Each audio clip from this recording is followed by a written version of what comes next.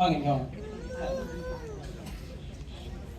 விக்னேஷ் இதே பேர் கொஞ்சம் முன்னாடி நான் கூப்பிட்டது மாதிரி இருந்தது.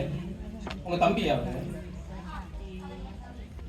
அவர் தொடக்கநிலை 1 பிரிவுல முதல் பரிசு, நீங்க தொடக்கநிலை 4 பிரிவுல முதல் பரிசு. ஒரு திட்டத்தோட வந்திருக்கீங்க. சரி, உங்க வீட்டுல 2 பேர் தானா இல்ல என்ன தம்பி பாப்பா யாரும் இருக்காங்களா? அப்பா இருக்காங்க, அம்மா இருக்காங்க. பாட்டிக்கெல்லாம் நாங்க என்ன போட்டிக்கு திட்டம் தீட்டல, பின்னாடி நாங்க சொல்லி அனுப்புறது. சரி, இப்போ நீங்க தயாரா இருக்கீங்களா? பேசலாமா? சரி. தமிழ் உயர்ந்தால் தமிழன் உயர்வான். வணக்கம். முடியாது என்பவன் முயற்சி இல்லாதவன், முடியுமா என்பவன் தன்னம்பிக்கை இல்லாதவன். முடியும் என்று முனைந்து இறங்குபவனே வெற்றியாளர். நம் கோசா ஒரு வெற்றியாளர். ஆம், யார் இந்த கோசா?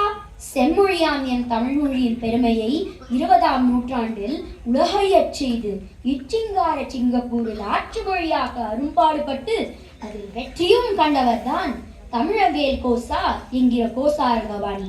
அவருடைய சிறப்புகளை சொல்ல வந்தால் அது வானிலும் உயர்ந்தது, வங்க கடலிலும் பறந்தது.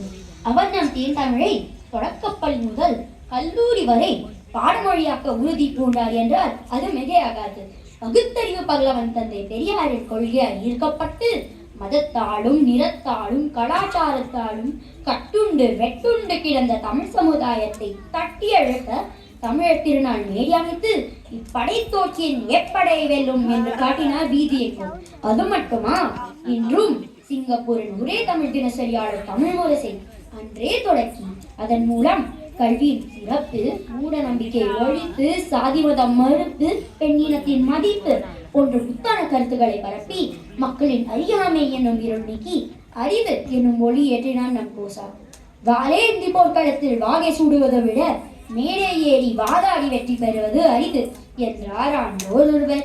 ஆனால் நம் கோசா 2ஆம் உலக போரில் சிக்கொண்டு கிடந்த சிங்கப்பூருக்காக நேதாஜி சுபாஷ் சந்திர போஸுடன் போர்க்களத்தில் வாளும் ஏந்தி கையில் எழுதுகோலையும் ஏந்தி உடை கிடந்த தமிழ் சமுதாயத்தை முன்னேற்று பாதையில் செல்லவும் செய்தார். மூளைப்படி சங்கத்தமிழ் மூளைப்படி, கல்லவர் கற்கும்படி வள்ளுவர் சொல்லும்படி, கற்கத்தானப்படி கல்லாதவர் வாழ்வது எப்படி, அறம்படி பொருள்படி அப்படியே இன்பம்படி, இறந்தமிழ் நான்மரே பிறந்தென்று சொல்லும்படி மூளைப்படி என்று பாவேந்தரின் கூற்றைப்படி தமிழ் எங்கள் உயிர் என்னும் இயக்கத்தை உருவாக்கி தமிழர்களை ஒன்று திரட்டி தமிழ் சமுதாயத்தில் வாசிக்கும் பழக்கத்தை ஆரம்பித்தார் நம் கோசா. சீரும் சிறப்பும் மிக்க சிங்கப்பூரில் இந்த இந்திய சமுதாயம் தலையிலிருந்து வெற்றிகளை கொடுக்கிறது என்றால் இது கோசாவின் பங்கு அளப்பரியது என்பது மறுக்க இயலாது, மறக்கலாகாது என்று மனதார நன்றி தெரிவித்தார் முன்னாள் அதிபர் செல்வக்கண் ராமநாதன் என்கிற எஸ்ஆர்நாதன். பகுத்தறிவாளர் கோசாவின் தமிழ் பற்றையும் தமிழர் மீது அக்கறையும் போற்றி அவருக்கு தமிழவேல் என்ற பட்டம் சூடப்பட்டது.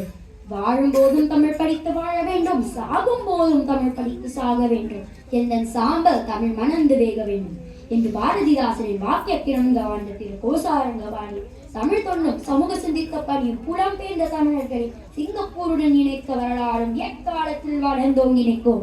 அவருடைய தன்னலமற்ற சேவையும் முற்போக்கு சிந்தனையும் தேர்ந்த சொல்லாற்றும் 8 திக்கும் பரிசாற்றும்.